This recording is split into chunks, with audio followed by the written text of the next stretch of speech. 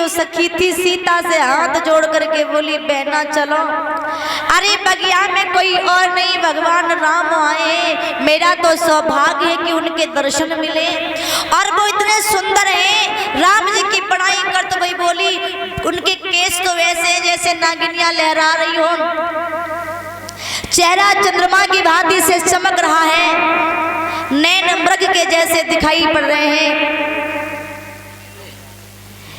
राम जी की बड़ाई करते हुए बोली और सीता मैया को लेकर के जब चली राम जी के पास में लेकर के महाराज पहुंची और जैसे राम जी के पास में लेकर के पहुंची तो उधर राम जी ने सीता मैया को देखा, सीता मैया ने राम को देखा। कवियों ने कल्पना कर दी क्या कि बंध गए प्रेम की डोरी में चित छोरी और चित छोरी भई, और सीता की सूरत जब देखी तो राघव के नैन चकोर हुए। यानी सीता मैया ने राम को देखा, राम जी ने सीता मैया को देखा तो एक दूसरे को देखकर प्रेम डोरी में बंध गए। इधर दादा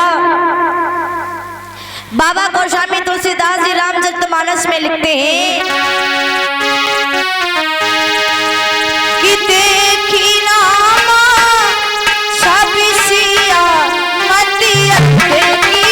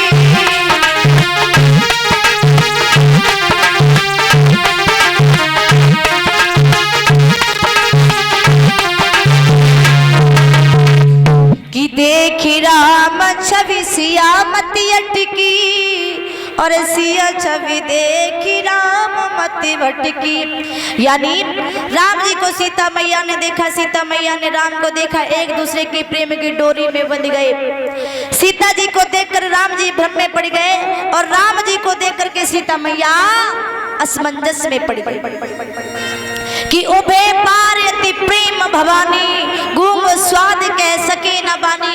ऐसी महाराज स्थिति हो गई जिस भांति से गूंगा व्यक्ति केवल स्वाद को महाराज पता कर सकता है कि इसका स्वाद कैसा है, लेकिन बता नहीं सकता कि गूंग स्वाद कह सके न बानी। दोनों चुपचाप खड़े हैं, कोई किसी से बोल नहीं रहा है, लेकिन महाराज उस प्रेम के स्वाद को अंदर ही अंदर ग्रहण करते चले जा रहे हैं। प्रभु चकोरी बन सिया चकोरी, एक दूसरे को देख करके महाराज चकोर चकोरी बन गए।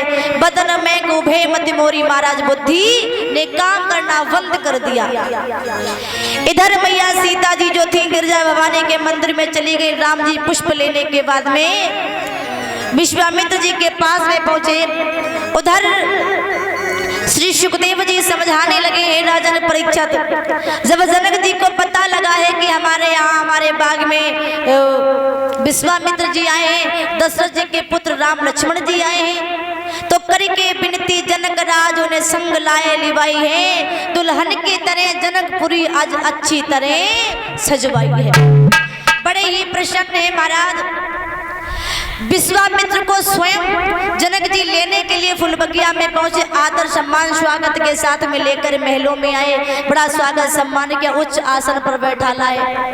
इधर पई पर महाराज स्वयंवर में सभी राजा महाराजा बैठे हैं। विद्वान कहते हैं कि उस स्वयंवर में रावण भी आया था धनुष को तोड़ने के लिए, लेकिन रावण ने धनुष को छुआ भी नहीं था। इधर स्वयंवर की महाराज जो शर्त रखी थी उस शर्त को महाराज तोड़ने के लिए सभी राजा महाराजा बैठे हैं। राम जी उस स्वयंवर में बैठे, इधर सीता मैया जयमाल को लेकर के आई है कि रंग की भूमि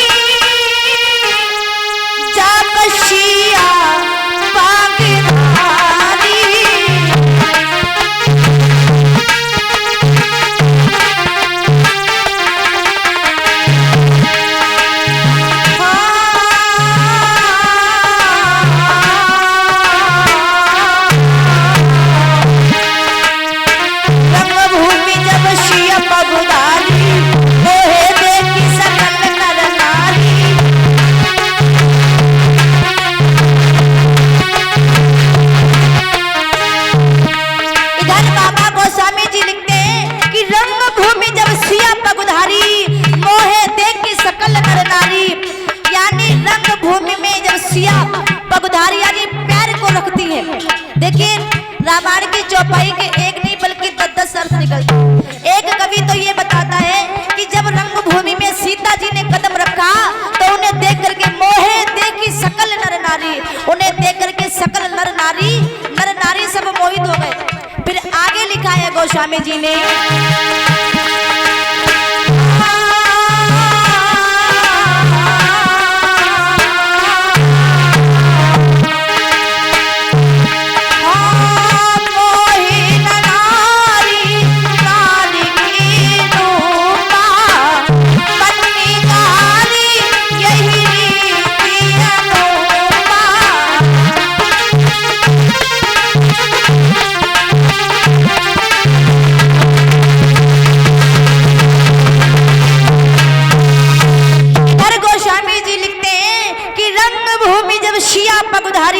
मोहे देखी सकल नर नारी, सीता जी ने कदम रखा सब नर नारी मोहित हो गए।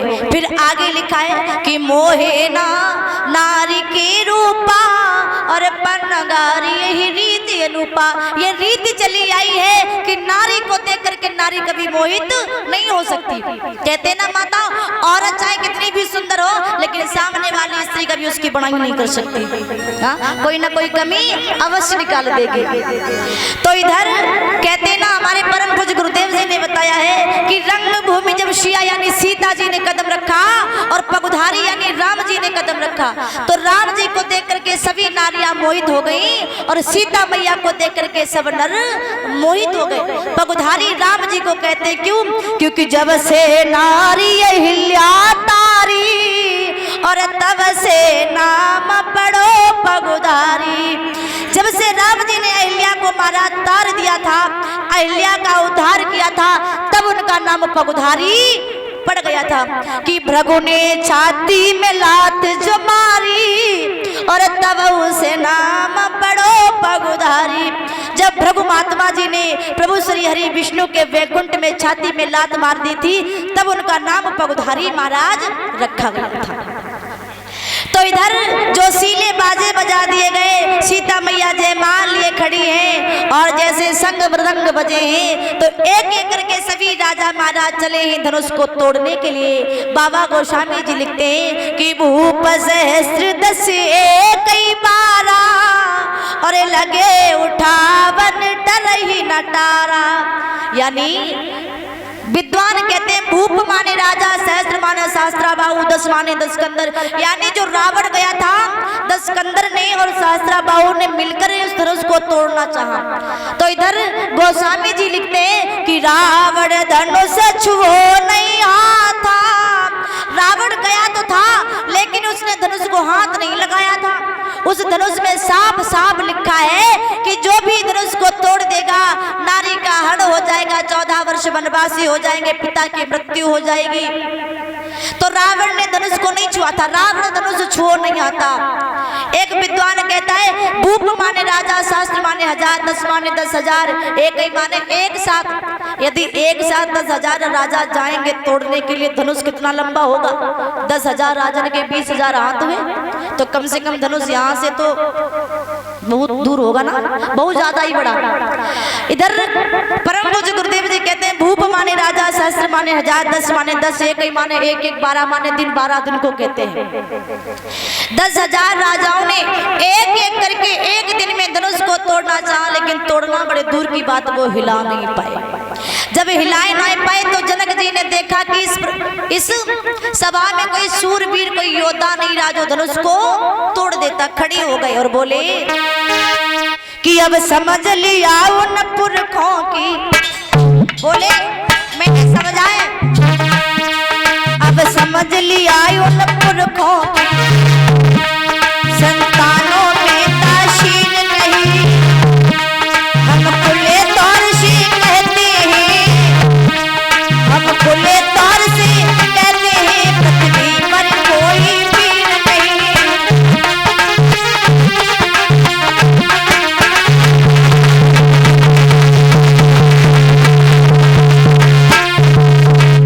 अब समझ लिया पुरखों की संतानों में ताशीर नहीं, हम खुले तौर से कहते हैं पृथ्वी पर कोई वीर नहीं। और हाथ जोड़ करके बोले, दुखी होकर के रो करके कि तजऊ आसन निज घर जाऊ और रचो न विधि विदेही ब्याहू। लगता है मेरी बेटी के भाग में विवाह योग लिखा नहीं है, अब वो आजीवन कुंवारी रहेगी। और हाथ जोड़ करके बोले, अरे कुंवारी